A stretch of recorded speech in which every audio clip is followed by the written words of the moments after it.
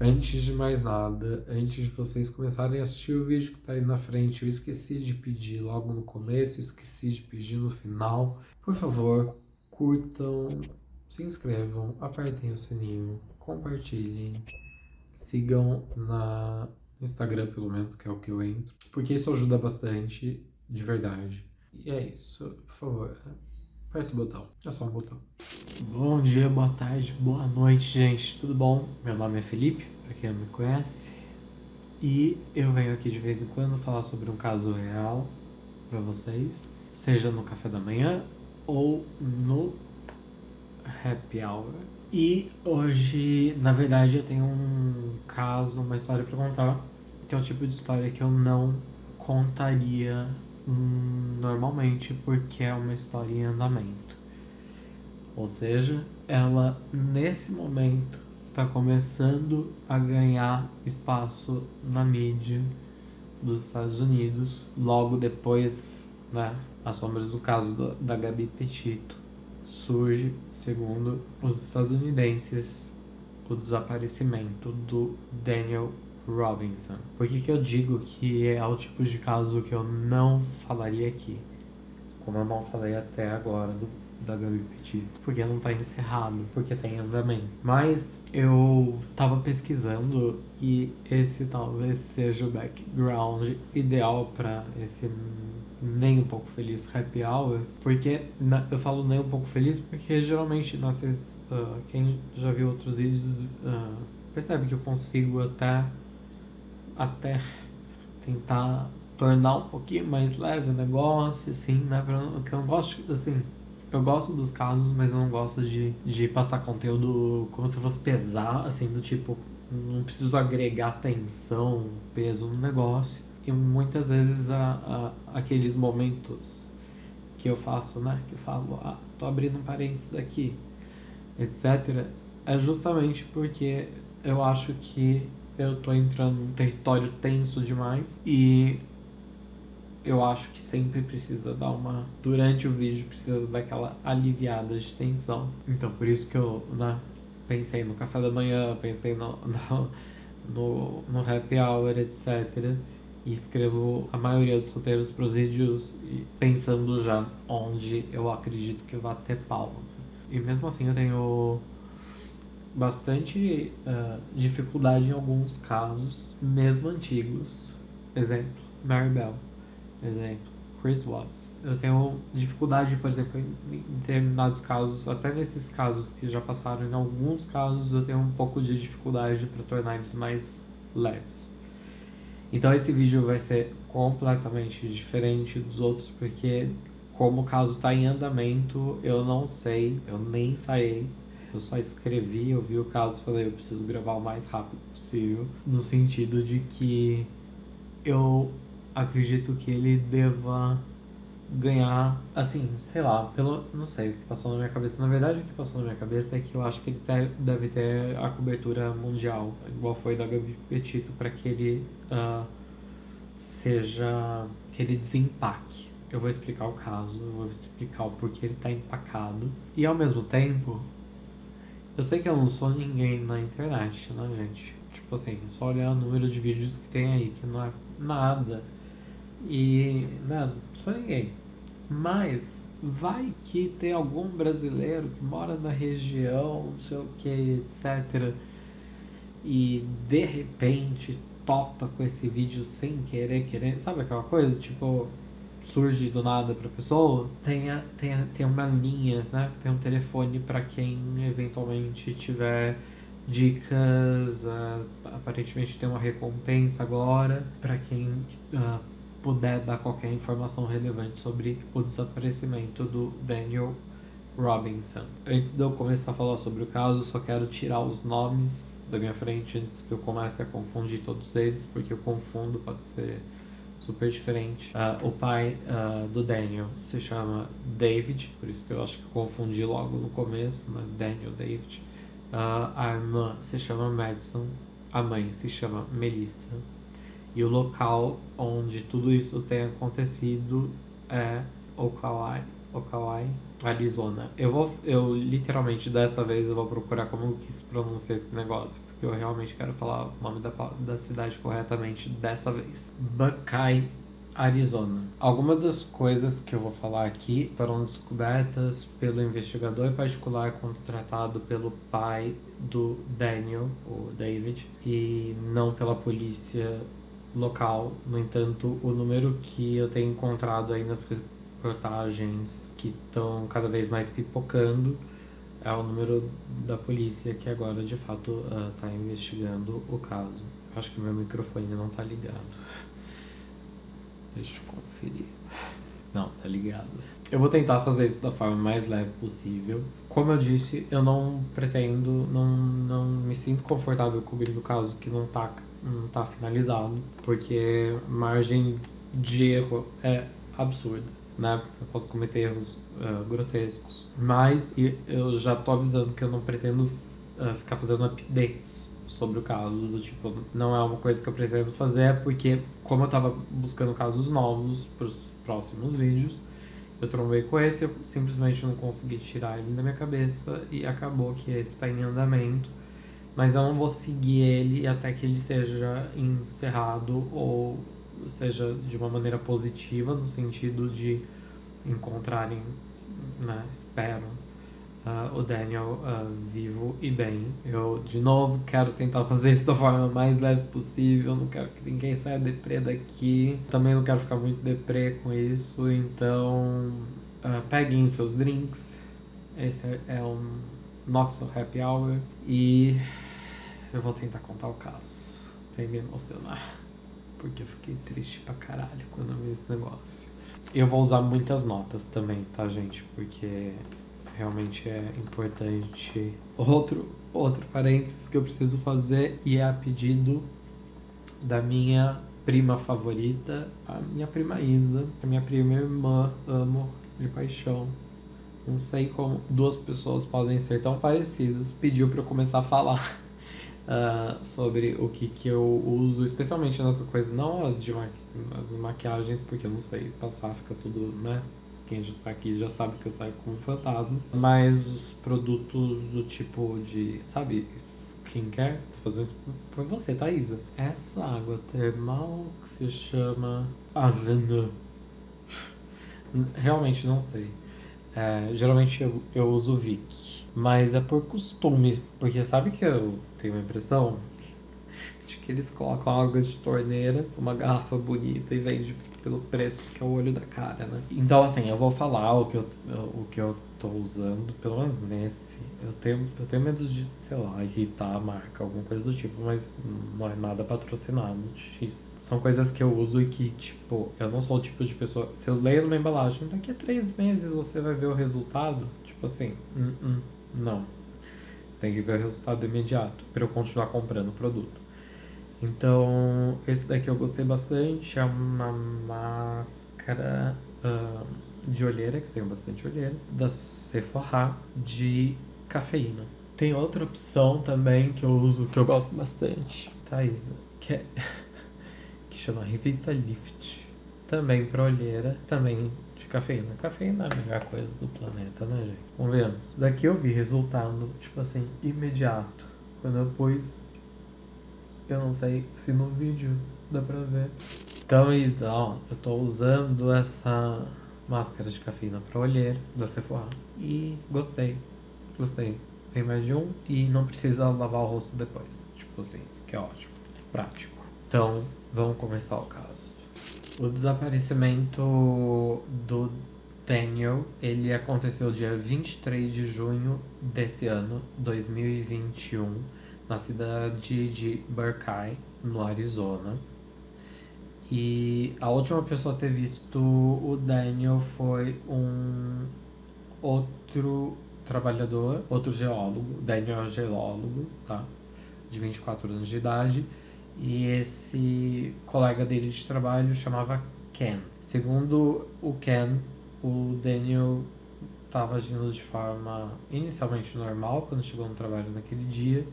Eles estavam conversando sobre algumas amenidades, tipo tempo, etc. O trabalho deles ficava perto do deserto do Arizona. Mais um caso, né, envolvendo deserto. E o que mais tarde o Ken diz quando ele começou, quando o caso realmente aconteceu, quando o desaparecimento realmente aconteceu, foi as bandeiras que o Ken viu, mas meio que assim, pode ser da minha cabeça. Foi que o Daniel, de repente, ele fazia check-out da conversa com o colega dele e começava a encarar o deserto do Arizona. Então, eventualmente, ele tinha que meio que chamar a atenção do Daniel, esse Ken, colega de trabalho dele, do tipo, tô falando com você. E aí o Daniel voltava e falava, tá. Tipo, sabe quando a pessoa meio que tá falando, a pessoa tá pensando na morte da bezerra? Meio que isso.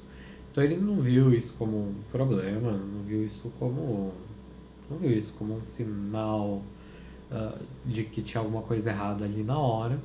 Mas depois ele começou a perceber que esse comportamento foi progredindo ao longo da manhã, porque ele sequer passou o dia inteiro no trabalho nesse dia 23 de junho de 2021, porque de repente, e foi aí que o Ken disse que sim, ele achou estranho. O Daniel virou e disse disse se o Ken iria embora. Tipo assim, a gente tá indo, a gente tá fechando, como se a gente, imagina como se a gente estivesse trabalhando numa loja, tem uma hora pra fechar, não sei o quê.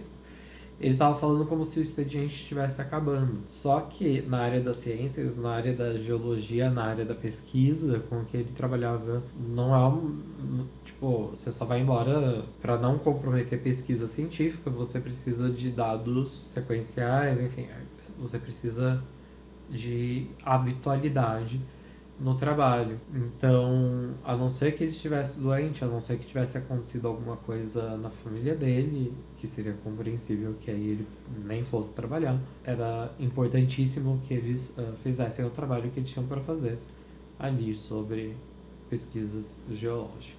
Segundo o Ken, quando ele foi dar testemunho dele pra polícia, testemunho, tá? Ou seja, quem tem acompanhado, eu não tô falando que ele é pessoa de interesse, eu não tô falando que nada, ele só foi dar testemunho. Ele falou que a partir do momento que o Daniel diz isso, o Ken realmente pensou que talvez o amigo dele tivesse sob influência de alguma substância.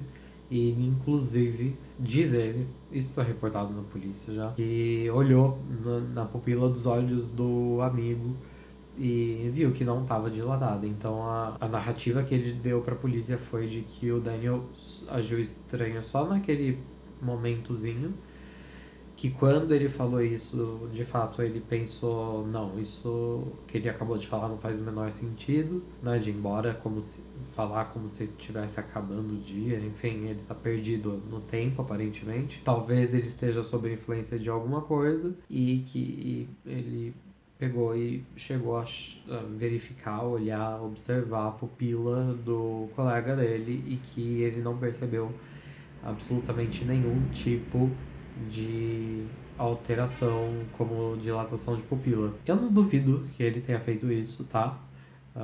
Por mais que ele seja geólogo, ele é cientista, então o cientista sempre pensa cabeça de cientista, acredito eu. Ou seja, com curiosidade. Depois que o Daniel disse isso pro Ken, como se ele tivesse meio que perdido no tempo, achando que era final de tarde, sendo que era começo da manhã. Essa é a aparência da conversa que eles tiveram. O Ken diz que o Daniel caminhou em direção ao Jeep dele, o Jeep do Daniel, e ele pensou, ele vai buscar alguma coisa. Ele caminhou normalmente em direção ao Jeep dele e, para surpresa do Ken, o Daniel colocou o cinto de segurança, ligou o carro, deu um tchauzinho e vazou. Tipo, do nada. Inicialmente ele achou aquilo tudo muito estranho, né? Por mais que ele acreditasse que o Daniel não tivesse sob influência de nada, ele achou aquele comportamento muito estranho porque ele não falou que ele estava indo embora. Ele estava perguntando, a gente já vai estar fechando, alguma coisa do tipo. Ele estava meio perdido. Essa é a impressão que dá mesmo, pelo menos até agora no caso. Então, ao longo do expediente, o Ken, ele não consegue tirar da cabeça o fato do amigo dele, do colega dele de trabalho, ficar encarando o deserto do Arizona. Quem já viu outros casos aqui sabe sobre esses desertos. Eu não sei ainda como põe aqui em cima a indicação, acho que eu nem posso, tem que ter seguidor para fazer isso. Mas enfim, tem um caso aí, o último que a gente publicou de Happy Hour, na playlist de Happy Hour. O mais antigo da playlist Happy Hour, o primeiro da playlist de Happy Hour, Not So Happy Hour, é de um triângulo amoroso, fala sobre o deserto da Califórnia. Nesse caso a gente está falando do deserto do Arizona, não tem muita diferença. Então o que acontece é que o Ken, amigo do Daniel, ele não consegue parar de pensar naquele momento em que o Daniel meio que fez um check-out da conversa e ficou encarando o deserto do Arizona, onde eles já estavam. Eles já eram geólogos, estavam trabalhando naquela região, então eles já estavam basicamente no deserto. E ele não conseguiu tirar aquilo da cabeça dele, e como o lugar tem aquela coisa árida, as marcas do Jeep eram fáceis de seguir. Então, até esse momento, o Ken começa a pensar, não, é melhor eu ir embora. No lugar de ir embora direto para minha casa, eu vou pegar e eu vou seguir as marcas dos pneus do carro do Daniel.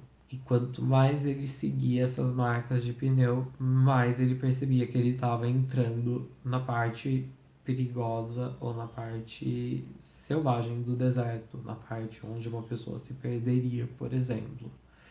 Então ele seguiu por quilômetros adentro do deserto o Jeep, as marcas do Jeep, não o Jeep, e de repente ele percebeu, inclusive, que aquilo poderia significar que ele entraria em risco. Então chegou uma hora que ele falou, não, eu paro de seguir aqui, que já estou num lugar perigoso o suficiente para avisar autoridades. Né? Sendo que, na verdade, ele nem precisa avisar as autoridades, ele acabou entrando em contato com a família do Daniel um pouco antes, que já estava, especialmente o David, pai do Daniel, já estava basicamente engatilhada para entrar em contato com as autoridades, porque o Daniel tinha o costume de telefonar para a família dele todos os dias e ele não tinha feito aquilo naquele dia. E juntando isso, que não seria um fato tão anormal assim, mas juntando isso com a narrativa do colega de trabalho dele e com mais um outro fato precedente, que eu vou chegar lá, eles decidiram na mesma hora chamar a polícia. Ai. A família foi ficando cada vez mais preocupada, né, como eu disse, porque inclusive um mês antes do desaparecimento do Daniel, ele fez uma visita para a irmã dele, que se chama Madison, e que também mora no Arizona, e ele simplesmente entrou na casa dela, sentou no sofá, não falou nada por 30 minutos, não olhou para ela, ele ficava encarando a parede, sei lá o que, nada. Ele não respondia, ele não falava nada, ele estava agindo estranho. Isso 30 dias antes do desaparecimento dele. E de repente ele se levanta e vai embora da casa da irmã dele, sem nem falar oi, nem falar tchau. Basicamente, sem ter nenhuma comunicação com ela, nessa visita que ele fez para ela. Catarina, por favor. Além disso, segundo o pai do Daniel, semanas antes do Daniel desaparecer, ele fez uma ligação, numa das ligações com o pai dele, ele informou o pai dele que ele estava apaixonado por uma garota, o que era normal, toda vez que ele gostava de alguém, a primeira pessoa para que ele contava era o pai, só que ele falou que ele não podia ficar com ela. Até aí, tudo bem, no sentido, né, parecia que ele ia pedir algum conselho pro pai, dar mais alguma explicação pro pai, o pai fala, por que você não pode ficar com ela? Ela tem namorado, ela é casada, qual que é o lance? E o pai do Daniel, retrospectivamente falando, diz e pensa que aquilo poderia ter sido uma bandeira vermelha porque a realidade é que o Daniel não deu contexto, sendo que ele nunca não dava contexto. O pai dele era o melhor amigo dele, tipo, mesmo que ela fosse casada, mesmo que qualquer coisa com relação a esse assunto, se ele tivesse levantado com o pai dele, ele teria dado contexto. Mas mesmo o pai dele perguntando, ele não deu contexto nenhum. O que o pai dele achou que meio que o pai dele fica se culpando nesse aspecto, assim, do tipo, como eu deixei passar. Mas só que não é culpa dele, obviamente. Mais tarde é reportado que no dia do desaparecimento do Daniel, ele enviou mensagem de texto para a irmã dele dizendo que tinha uma emergência. A irmã dele tentou entrar em contato com ele o tempo todo naquele dia. Isso mesmo antes de receber, né, as notícias dadas pelo Ken, o colega de trabalho do Daniel. Mas o Daniel não atendia as ligações, não respondia as mensagens, ele só tinha falado que tinha uma emergência. Aonde, como, porquê, o que, não tinha contexto a mensagem. Além disso, segundo os jornalistas investigativos do periódico The Independent, o Daniel teve um prelúdio a esse desaparecimento de 2021. Segundo os jornalistas investigativos, o Daniel, um certo dia, meses antes do seu desaparecimento, que persiste até o momento atual, um dia saiu da casa dele, do apartamento dele, e deixou a porta aberta. E retornando muitas horas depois, ou dias depois, no entanto, ele não deixou a porta destrancada, ele deixou a porta aberta do apartamento dele. E isso a gente está falando do Arizona, perto de Phoenix, que é uma região onde as pessoas não têm esse costume. As pessoas ali, assim como em Nova York, trancam. Não é como se fosse uma pequena cidade, ou como se fosse. Nos Estados Unidos tem cidades que as pessoas literalmente deixam tudo aberto, cada vez menos, mas ali era um local onde isso, deixar destrancado já seria estranho. Não incomum, mas estranho. Deixar aberto é estranho. Imagina, você tá no seu apartamento aí, de repente você chega do trabalho e você encontra a sua porta aberta. Pelo menos eu ia surtar. Eu ia falar assim, meu Deus do céu, como que eu esqueci isso? Isso, de novo, pra mim, reforça que alguma questão de enfermidade mental possa ter ocorrido. Mas, de novo, é um caso em andamento e a família do Daniel Robinson tem absoluta certeza de que existem várias evidências que apontam nessa direção de que existiu a prática delituosa contra o Daniel, e eu já vou chegar lá, tá? Problemas com a polícia. Apesar de todas essas informações que a família possui, e apesar da família ter decidido naquele mesmo dia fazer um report de pessoa desaparecida para a polícia do Arizona, a polícia se nega a fazer qualquer tipo de busca antes que o desaparecimento complete 72 horas. Mesmo sabendo que provavelmente o Daniel foi em direção ao deserto. Quem já acompanhou outros casos aqui, como o caso que eu falei no começo desse vídeo, sabe que esses desertos, eles aparentam em foto, eles são lindos na foto, eles aparentam não ter perigo nenhum em fotos, mas só que uma pessoa não sobrevive ali mais de 3 dias, muito raramente uma pessoa passa de 3 dias num local desses. Então, o deserto do Arizona, assim como o deserto da Califórnia, são lugares perigosíssimos, e 72 horas são 3 dias,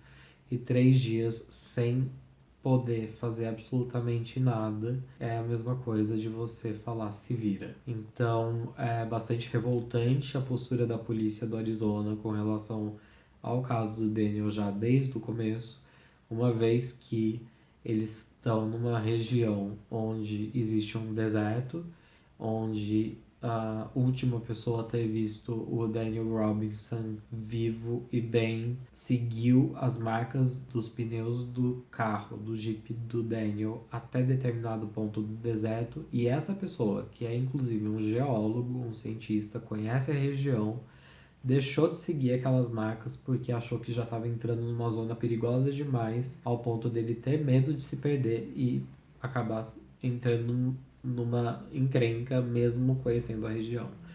Então a polícia ignorar esse fato narrado inclusive por um geólogo que trabalha na região do deserto, sabendo que naquela região uma pessoa não consegue sobreviver mais de 3 dias e ainda por cima virar e falar que não vai fazer absolutamente nada dentro de 72 horas, ou seja, 3 dias, é a mesma coisa de falar se vira aí. Então é bastante revoltante a maneira como a polícia começa a tratar esse caso já desde o começo. Quando o caso começou a ganhar essa atração nacional nos Estados Unidos, que tem ganhado cada semana mais, cada dia mais, os jornalistas eventualmente questionaram a polícia sobre essa postura de aguardar 72 horas antes de procurar uma pessoa que supostamente ou provavelmente está perdida no meio de um deserto. A polícia diz, em contestação às perguntas dos jornalistas, que eles fizeram o welfare check durante esses 3 dias, só que o welfare check eu já falei em outros casos, mas se você é novo aqui, eu explico. O welfare check é quando eu tô preocupado com uma pessoa e aí peço pra polícia passar na casa dessa pessoa para ver se essa pessoa tá bem. Ou se a pessoa tá numa situação em que ela tá com medo de uma pessoa e aí de repente ela tem um stalker e aí a polícia pode fazer o welfare check periódico com aquela pessoa a partir do momento que ela não se sente segura, como também teve outro caso que isso ocorreu, que eu já narrei aqui.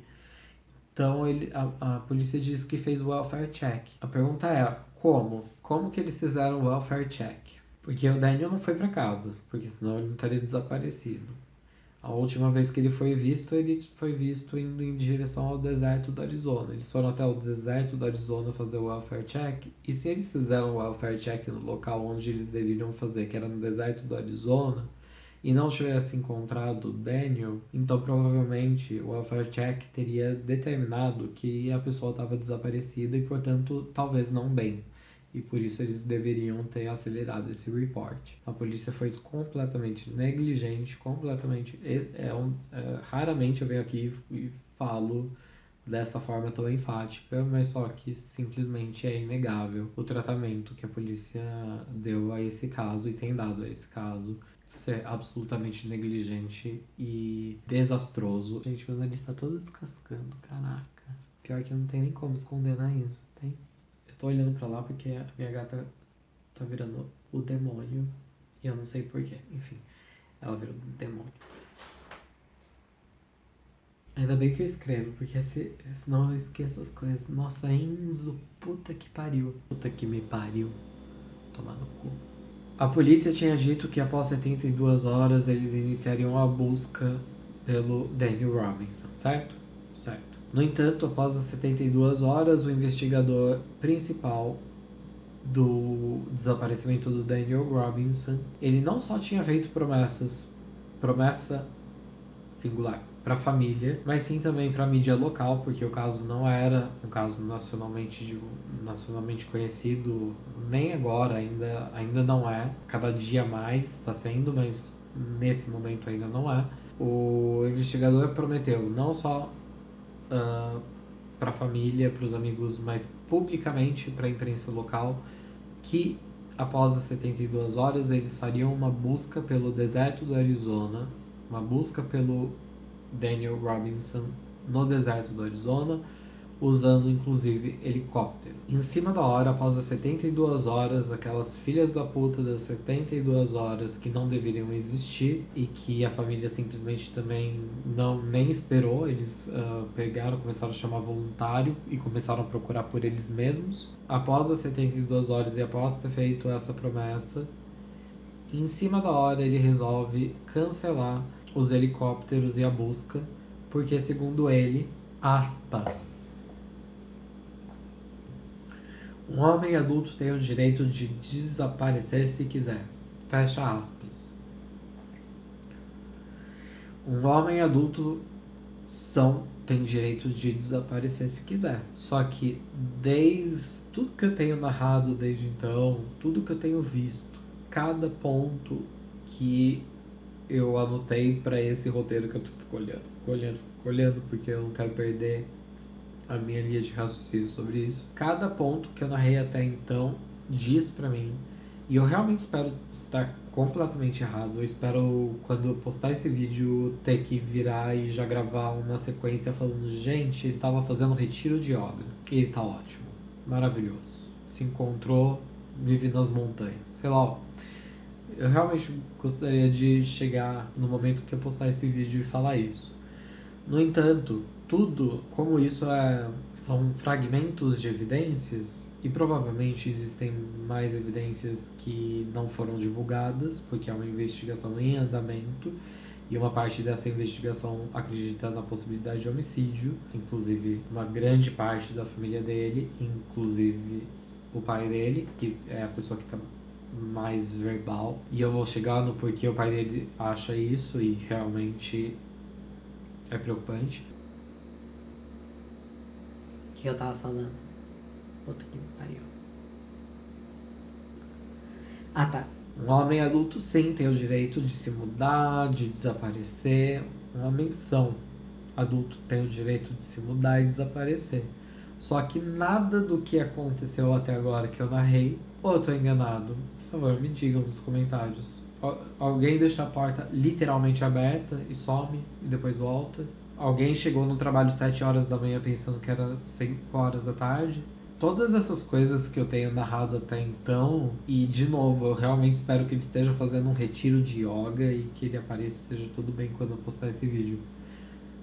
Pra mim, diz que ele não é uma menção e que ele tá passando por uma espécie de urgência psiquiátrica, ou que ele estava passando por uma espécie de urgência psiquiátrica, porque, gente, infelizmente, eu vou falar o que eu acho nesse momento. Eu espero estar completamente errado, mas sinceramente eu acho que ele teve uma emergência psiquiátrica no mínimo e morreu. Só que esse caso, mano, isso até aí. Se eu parasse o caso aí, seria essa a minha conclusão. Eu vou desfazer essa conclusão daqui a pouquinho e vou falar que eu não faço a mínima ideia do que aconteceu, porque as coisas começam a ficar muito bizarras, mas muito bizarras sobre esse caso. E juro por Deus, eu fico chocado eu fico chocado com o meu choque, sei lá o que. Tipo assim, é muito bizarro. A polícia, né, que tinha prometido, o investigador que tinha prometido não só para a família, mas tinha prometido para a imprensa local que utilizaria um helicóptero para fazer uma busca pelo Daniel no deserto do Arizona e que cancelou em cima da hora a busca pelo Daniel, basicamente diz pro pai do Daniel: a gente vai te dar uma dica pelo menos. Você quer encontrar seu filho? Você pode entrar nas redes sociais dele. Essa é a dica que a polícia dá. Tipo assim, essa é a ajuda depois de 72 horas aguardando pra falar qualquer merda. Eles falam isso. Além do welfare check, que, pelo amor de Deus. Então a polícia dá essa dica maravilhosa, né? Nossa, groundbreaking news. Verifique as redes sociais do seu filho. Você acha que as pessoas não tinham pensado nisso até então? Esse investigador tá me irritando. E o pai do Daniel verificou as redes sociais do filho, mas tudo foi deletado. Então o pai do Daniel não sabe o que isso significa. Eu conheço pessoas que já deletaram tudo, eu eventualmente deleto tudo porque eu tô enjoado de contar, sei lá, não sei o que. Então, tipo, cada pessoa tem um motivo para deletar. Tem gente que deleta tudo porque terminou o namoro, tem gente que deleta tudo porque cansou das redes sociais, mas quando ele entra nas redes sociais do filho, o filho deletou, não tem mais nenhum post ali. Quando deletou, eu não sei quanto tempo leva para as redes sociais informarem quando foi deletado cada post, não sei. Mas não tem tudo que tava ali, tudo que tinha de foto, tudo que tinha de frases, tudo que ele tinha foi deletado. Como eu disse um pouquinho mais cedo, o pai do Daniel não tardou nem as 72 horas para começar a organizar uma busca pedindo ajuda de voluntário. Esses voluntários continuaram a aparecer, graças a Deus, e eles continuam a aparecer cada vez mais. E um mês depois das buscas, a primeira pista finalmente aparece. Em dia 19 de julho de 2021, o Jeep do Daniel finalmente é encontrado. Só que é a partir daí que eu começo a falar que eu já não sei, que eu não tenho opinião. Talvez eu tenha, enquanto eu for falando, talvez surja na minha cabeça alguma opinião, mas enquanto eu fui escrevendo, eu fui do tipo... Eu Não sei nem, não sei. Juro por Deus que passou na minha cabeça. Ele foi abduzido por alienígenas. Passou isso na minha cabeça. O carro foi encontrado não pelos voluntários, mas ele foi encontrado pelo dono de um rancho, dentro de uma propriedade, poucos quilômetros do trabalho do Daniel. Ou seja, existiram sim as marcas em direção ao deserto. O carro sumiu. As pessoas fizeram busca por um mês, num espaço de vários quilômetros, inclusive nesse ponto onde tem essa propriedade privada que também, porque o proprietário permitiu, que fossem realizadas as buscas pelos voluntários ali. Porque ele poderia não permitir. E quando eles fizeram a busca, eles não encontraram o carro. Mas, um mês depois, no lugar onde eles já tinham vasculhado, num lugar óbvio, num lugar onde você não consegue deixar de ver o carro, eles encontram o carro. A polícia diz, eles não prestaram atenção. Como assim? Como assim? Pelo amor de Deus. O investigador particular nesse caso, ele tem feito um bom trabalho, porque a maioria dessas informações não veio da polícia, tá? Essas informações da visita da irmã, essas entrevistas todas não foram provas coletadas pela polícia, foram provas coletadas pelo investigador particular contratado pelo pai do Daniel, porque a polícia não ia fazer porra nenhuma. Agora que o caso tá ganhando tração nacional, a polícia tá realmente fazendo alguma coisa. E aí eu vou chegar eventualmente nessa parte, que é uma parte bem estadunidense, mas eu chego lá. Catarina. Tô quase chorando aqui porque ela tá me desconcentrando demais. Esqueci. Eu tenho déficit de atenção, gente. Eu tenho que tomar um negócio que me dá atenção. É por isso que eu tô assim. Gente, já que é Coca-Cola, tá? Vem, princesa, vem cá. Deixa eu te apresentar pro planeta. Diva, Mariah Carey. Vem cá, Catarina. Puta que pariu. Olha isso. Filha da puta.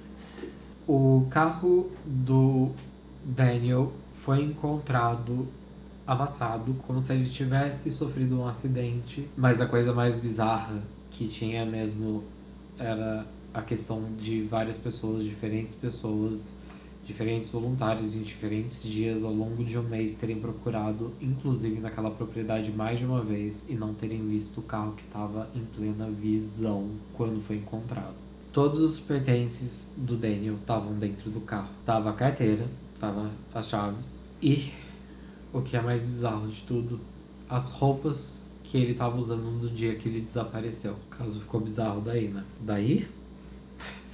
Eu ouvi a resposta. Daí ficou bizarro? Não, ficou bizarro desde muito tempo antes, mas do tipo, as roupas que ele estava usando quando ele sumiu desapareceram. Eu não sei o que pensar disso. Enfim, esse é o menor dos problemas. Se ele foi encontrado vivo e nu, tá ótimo. Melhor do que a alternativa. Dentro do carro do Daniel, desse Jeep, foi encontrado um tipo de black box. Esse tipo de carro aí, esse Jeep, eu não conheço nada de Jeep nem de carro, mas aparentemente esse Jeep, essa espécie de Jeep, vai ter foto aí. Tem um tipo de black box, não só um GPS, mas um tipo de black box, como tem tipo em avião. Quando o avião cai, eles procuram black box justamente para determinar se foi falha humana ou se foi falha mecânica. Eles tentam determinar o que aconteceu com aquele avião, certo?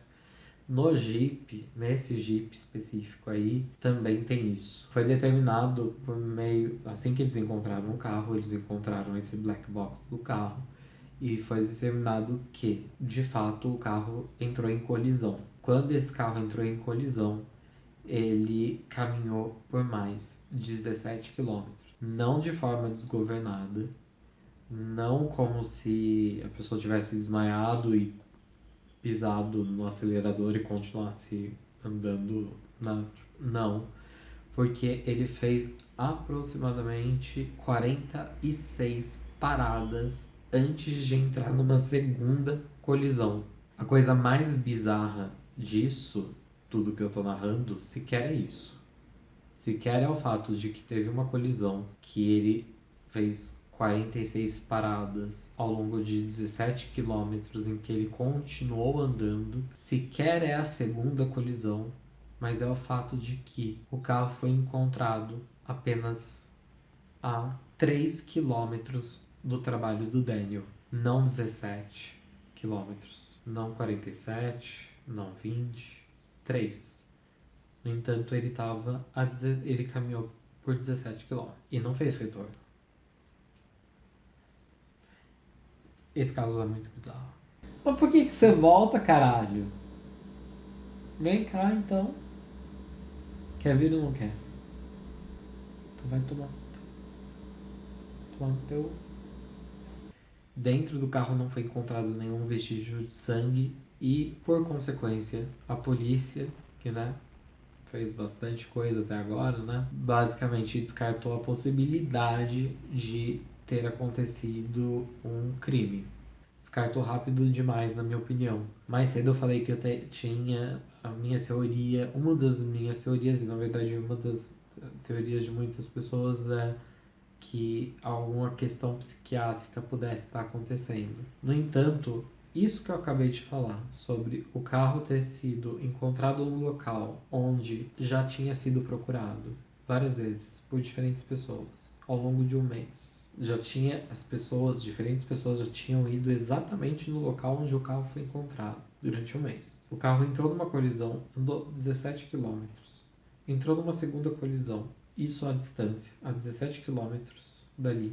E de repente, um mês depois, o carro reaparece 3 quilômetros de distância do trabalho do Daniel Robinson, da pessoa desaparecida. Então, por mais que, mais cedo eu falei, até aquele momento a minha teoria mais forte era do tipo, eu acho que é uma questão psiquiátrica. Essa minha teoria fica um pouco, e eu falei que ela ia enfraquecer. Eu acho que essa teoria se enfraquece a partir do momento em que toda essa narrativa bizarra, quase sobrenatural sobre o carro acontece. Porque é como se alguém tivesse plantado o carro ali de propósito um mês depois que as buscas foram iniciadas pelos voluntários. A partir do momento em que a polícia publicamente descarta a possibilidade de que tenha acontecido um crime, mesmo que eles não tenham investigado nada até então, a partir do momento que eles fazem isso, o pai do Daniel dá uma entrevista para o The Independent, que é um dos periódicos considerados de maior confiabilidade. E aí é quando o caso começa a ser levado para o mainstream, ou seja, quando ele começa a se tornar um caso nacional, não regional, não só conhecido no Arizona, mas conhecido cada vez mais em outros estados. E agora, se tudo der certo, espera-se que o mundo inteiro fale sobre esse caso para que encontrem esse garoto. No dia 30 de julho de 2021, um crânio humano foi encontrado na região onde o Daniel desapareceu. No entanto, um exame de DNA mostrou que o crânio humano encontrado na região onde o Daniel desapareceu não pertencia ao Daniel. Ou seja, eu não sei o que está acontecendo nessa cidade ou nessa região, mas alguma coisa bizarra está acontecendo, até porque eles não conseguiram identificar de quem é o crânio. Não tem outra pessoa desaparecida, reportada, não bateu com um banco de DNA da polícia, simplesmente encontraram um crânio. A família, inclusive tem matérias, no YouTube, né? Tipo, colocar o caso, tem pessoas que, né, colocam como quase certeza que ele foi encontrado quando encontraram esse crânio, porque pensaram, encontraram um crânio, certeza que é dele. Não era dele. E não se sabe de quem é o crânio, mas não é do Daniel. Após a entrevista para o The Independent, a mídia nacional começou, né, cada vez mais, e tem começado cada vez mais a falar sobre o caso do desaparecimento do Daniel Robinson. Porque, primeiro, é um mistério. Segundo, porque a tração da história da Gabi Petito tem perdido a audiência. E eu tô falando isso não porque eu acho isso, não porque essa é uma opinião pessoal, mas porque é o que tem sido reportado paralelamente sobre esses dois casos. Na verdade, o caso da Gabi Petito fez muito com que se falasse do caso do Daniel Robinson, inclusive numa das entrevistas sobre aquilo que é chamado de. Eu não conhecia essa terminologia até hoje. SMBD, Síndrome da Mulher Branca Desaparecida. Deixa eu ler para vocês a definição, tá? É uma frase usada por cientistas sociais para descrever a extensa cobertura da mídia, especialmente na televisão, sobre casos de desaparecimento de mulheres e jovens brancas de classe média alta, normalmente atraentes. Os sociólogos definem o fenômeno da mídia com o foco indevido em mulheres e meninas brancas de classe média alta que desaparecem com um grau desproporcional de cobertura que recebem se comparados aos casos de mulheres desaparecidas de outras etnias e classes sociais, ou com o desaparecimento de homens de todas as classes sociais e etnias. Essa terminologia eu pensava que era uma coisa nova, eu pensava que esse SMBD era algo inventado pela internet, mas na verdade é um termo de ciências sociais e é o termo que literalmente tem sido comentado paralelamente ao caso, uma vez que a gente vive num mundo onde as notícias estão 24 horas por dia, 7 dias por semana sendo atualizadas. Então não é como se não tivesse espaço para se falar de mais de uma pessoa desaparecida. Não é como se eu virasse e falasse, nossa, mas se eu não falar da Gabi Petito, não dá tempo de falar dos dois. Não. Hoje em dia, né, quem assiste CNN, ABC, essas coisas, inclusive tem no YouTube, dá para assistir ao vivo, ABC, CNN Internacional. Muitas das notícias eles ficam repetindo. Muitas das notícias não são atualizadas. No caso da Gabi Petito, por exemplo, por muitas, não sei se semanas, mas por muito tempo, a notícia era exatamente a mesma, com exatamente as mesmas informações e era reprisado, reprisado, reprisado, sendo que esse reprise extensivo, uma vez que a gente está na era dos streams, não é necessário, uma vez que as pessoas têm acesso. Elas podem reprisar quantas vezes elas quiserem essa notícia e os meios de comunicação podem dar espaço para outras notícias. No entanto, os Estados Unidos têm, assim como o Brasil, mas lá eu acredito, né, o berço do Black Lives Matter, tem esse viés de realmente trazer à tona a discussão de uma forma até mais aprofundada e bastante efusiva sobre a disparidade da cobertura midiática entre o desaparecimento de uma mulher como a Gabi Petito e o desaparecimento de um homem negro como o Daniel Robinson.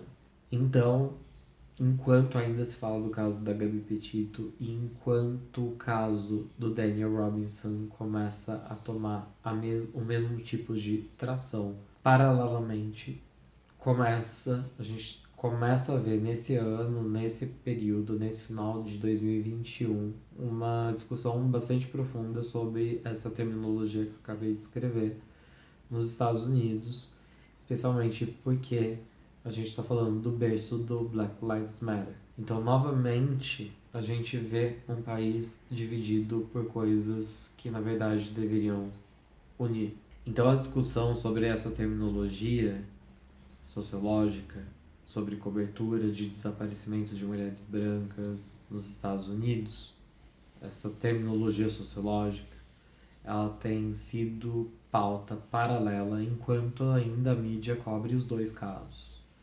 Ela tem sido pauta paralela e tem sido pauta de controvérsia, porque uma parte das pessoas, quando ouvem cobranças, né, das pessoas falando para que cubram mais o caso do desaparecimento do Daniel Robinson, o que muitas pessoas ouvem? Elas ouvem: parem de cobrir o da Gabi Petito e cubram esse. Não é isso que eu entendo que esteja acontecendo. O que eu entendo que esteja acontecendo é: dá tempo de cobrir os dois. Hoje a gente vive num ciclo, de novo, de notícias 24 horas, num ciclo de streams. Dá tempo para cobrir o caso da Gabi Petito, da mulher branca, dá tempo de cobrir o caso do Daniel Robinson, de um homem negro. Inclusive outros nomes, numa das pesquisas aí desse buraco de minhoca que eu entrei, de ficar vendo essa discussão, foram mencionados pelo menos outros 3 ou 4 nomes de pessoas desaparecidas nesse exato momento e que não tem cobertura nenhuma nos Estados Unidos. Estou trazendo aqui a cobertura de uma pessoa, de um caso, que eu só fiquei sabendo, obviamente, porque realmente está ganhando cada vez mais cobertura nos Estados Unidos e por acaso eu estava buscando para trazer aqui para vocês um caso de pessoa desaparecida, mas obviamente, e voltando, eu estava querendo trazer um caso que já tivesse encerrado e não um caso que terminasse com essas reticências. Eu não pretendo fazer uma série eu não pretendo ficar acompanhando esse caso toda hora, todo dia. Nesse momento, eu dei as informações que eu pude verificar no Independent, na CNN, na ABC, que são os 3 maiores, na MNABC, tem uns que coloca live, o da Rachel Maddow, gosto dela. Acho que eu vou até pôr, será que pode? Enfim, se o Enzo, se eu puder pôr, o programa dela é ótimo. E dá pra ver de graça no YouTube, tipo. Então, a partir do momento que tem ganhado essa atração lá, eu imagino que esteja funcionando, porque a primeira coisa que apareceu pra mim quando eu falei, bom, eu quero fazer um caso sobre pessoa desaparecida, eu escrevi pessoa desaparecida, foi a primeira coisa que apareceu. Então, pelo menos esse caso tá ganhando notoriedade e, por consequência, a possibilidade de ser resolvido. Como eu disse antes, eu não pretendo fazer updates até o update final, até acontecer alguma coisa que que finalize o caso. Porque senão eu fico bitolado no negócio, eu não consigo esquecer e focar em histórias que já tiveram começo, meio e fim, que é o foco do canal. Mas, sim, eu pretendo, quando esse caso terminar, eu trago aqui o update, apesar que talvez seja até desnecessário quando isso acontecer, porque talvez vire mais um caso aí mundialmente famoso e aí eu não precise atualizar nada. Mas eu tô avisando que não vai ser uma coisa que eu vou vir toda semana fazer, não é o tipo de caso que eu pretendo continuar falando, casos que não foram finalizados. Eu posso falar de cold case, que tá, sei lá, separei um que já tá há 10 anos, então é cold case, aí é diferente. Para mim, cold case não foi finalizado, mas a probabilidade de ser finalizado é muito baixa. Então esse caso, mas só que a ficar acompanhando, fazendo update, eu acho que eu não consigo ainda.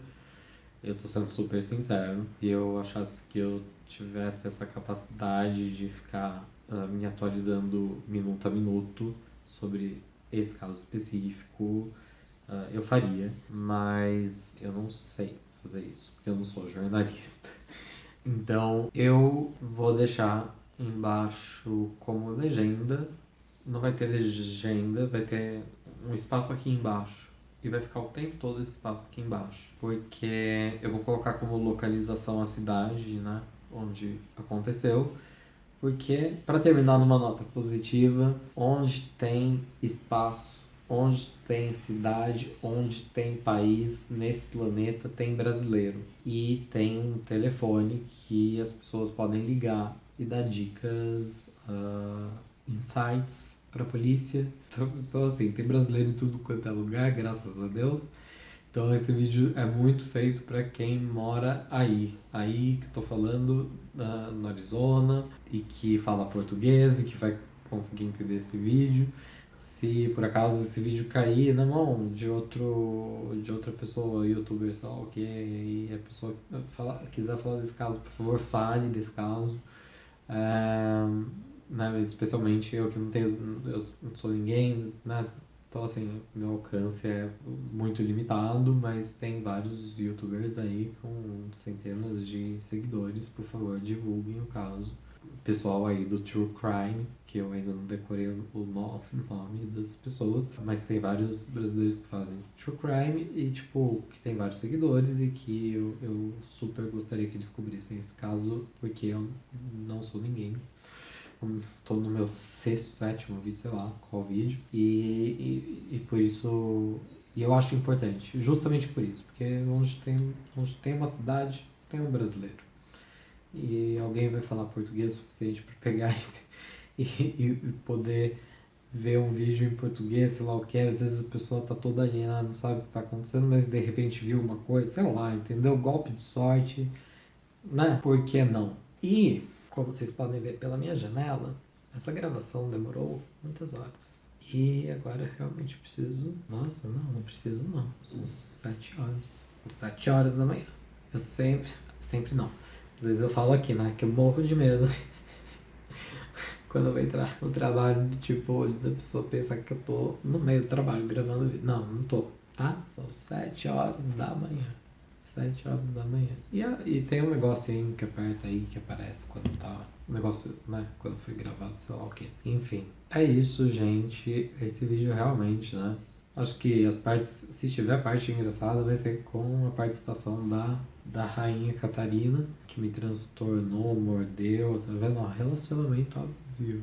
E eu espero que vocês não tenham ficado muito deprimidos com esse vídeo, não. Mas eu não consegui tirar o caso da cabeça, eu queria compartilhar com vocês e eu queria compartilhar o mais rápido possível. Então é isso, gente. Eu espero que vocês tenham um bom resto de semana e a gente se vê no próximo caso. E é isso. Tchau!